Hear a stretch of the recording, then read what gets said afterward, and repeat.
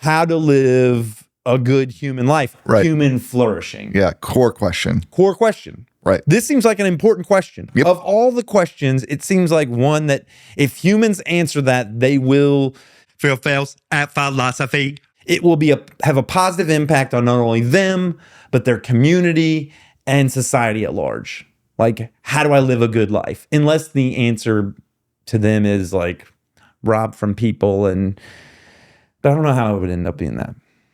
Yeah, and I mean, if that's their good life, that's their good life. Right? But at least it's another human being living a good life, but they're impacting everybody around them in a negative way. I mean, we may need to boundary them. Yeah, boundary them, right? Yeah. And we may even need to thwart. I mean, this is a core question. Like, you know, if you have a notion that we maybe each have a different way to approach a good life, how do they harmonize? And what does the disharmony in your idea of a good life and my idea of a good life, what do we do with that disharmony? Because we all have disharmony between that, right? Most of our political kind of situation, if we're being generous, I mean, there's bad actors, right? But we're being generous with the people on the ground who are just they have radically different visions of a good life. Yeah, I'm getting my phone so I can keep track of these. Not to pull up the thing, just so I can keep track of it, because you can start talking, Grant, and the 20 minutes go by, and I want to make sure we keep these like 5 to 10. So anyway, as you're getting the phone,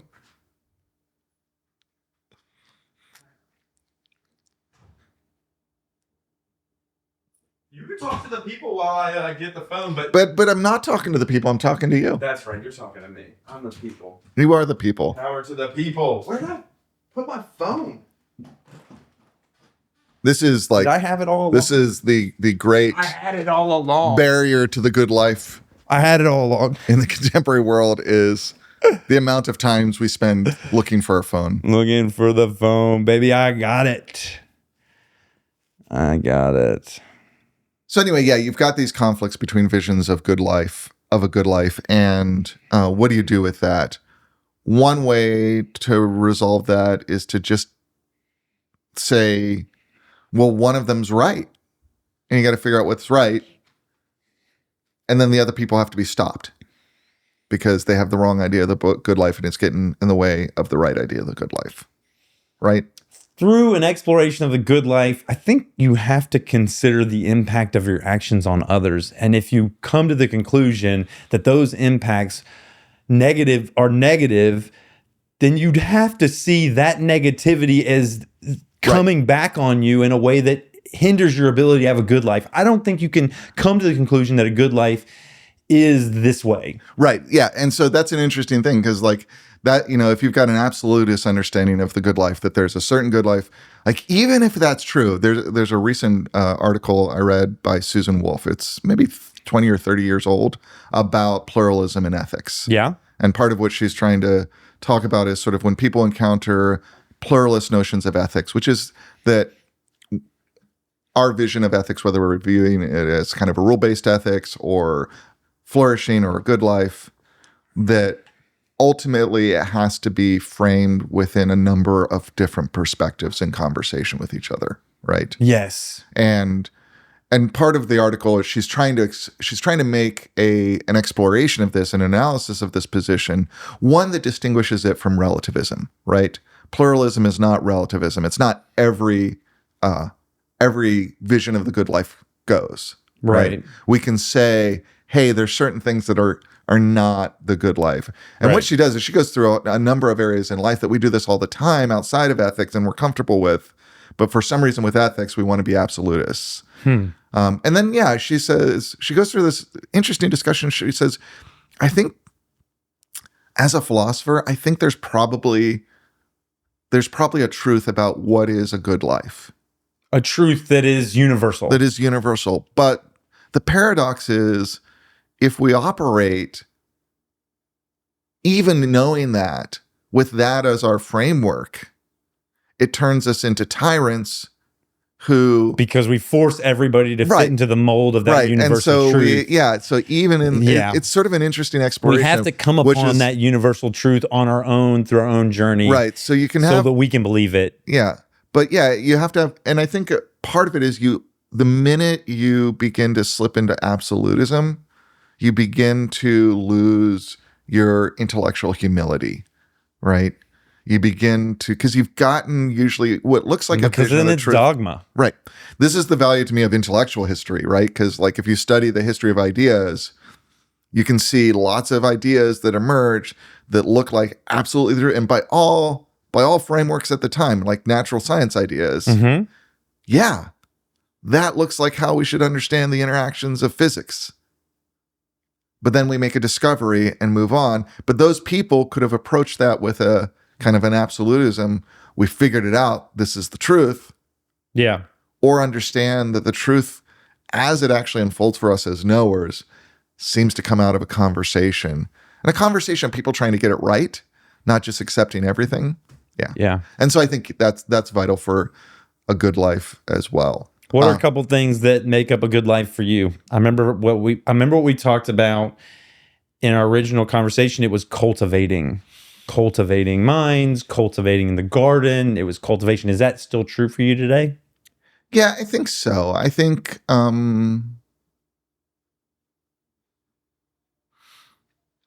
thriving, right? It's flourishing, right? But on all levels, right?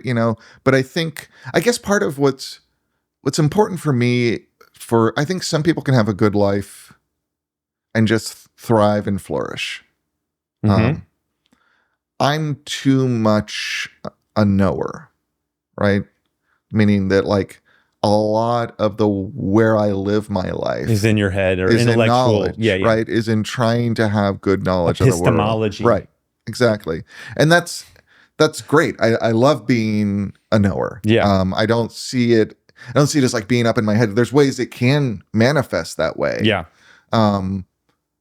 So for me, finding the things that are the signal that they're the signal that the flourishing is happening.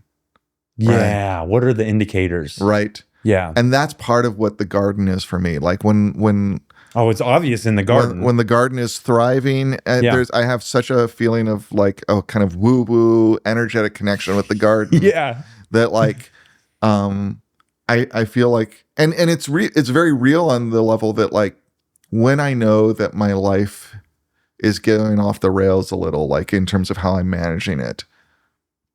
A good weekend in the garden, tending the garden and bringing it back into health and thriving when it's gotten overgrown or crazy or whatnot. Yeah. It makes my ability to do that in the rest of my life easier.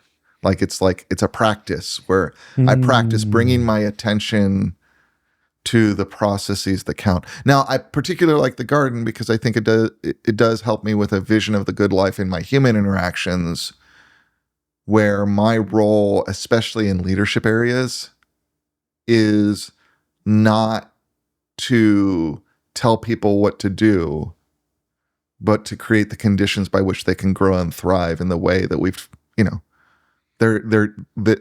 that we've worked out is their role within the organization or whatnot. Yeah.